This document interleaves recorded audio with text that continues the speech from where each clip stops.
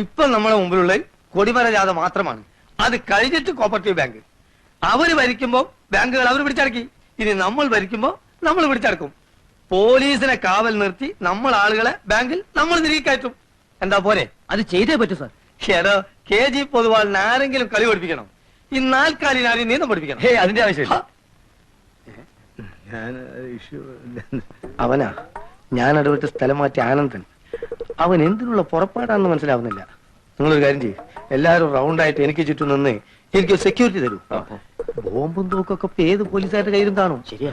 ജീവൻ കളഞ്ഞു നിങ്ങൾ നിങ്ങളെ മണ്ഡലം പ്രസിഡന്റിനെ രക്ഷിക്കണം. എല്ലാവരും റൗണ്ടായിട്ട് അവരുടെ കയ്യിൽ കുഴപ്പമില്ല. ഇനി എല്ലാവരും ഇതുപോലെ മുന്നോട്ട് നീങ്ങിയാട്ടെ.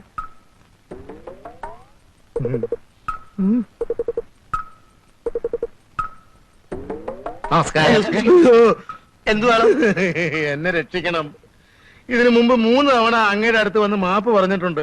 തെരഞ്ഞെടുപ്പിന് പാർട്ടി ജയിക്കാൻ പോണെന്ന് അറിഞ്ഞപ്പോ ആ നിമിഷം ഓടി വന്ന് മാപ്പ് പറഞ്ഞു. ജയിച്ചപ്പോ പിന്നെയും വന്ന് പറഞ്ഞു.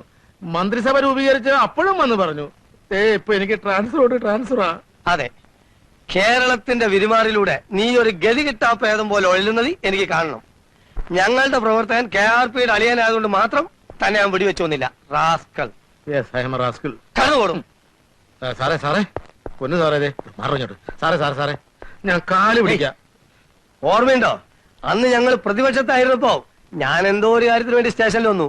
അന്ന് താൻ എന്നൊരു ചാമ്പി ഗെറ്റ് ഔട്ട് അടിച്ചത് ഓർമ്മയുണ്ടോ? ഇപ്പൊ ഞാൻ എന്നോട് പറയുന്നു get out get out get out.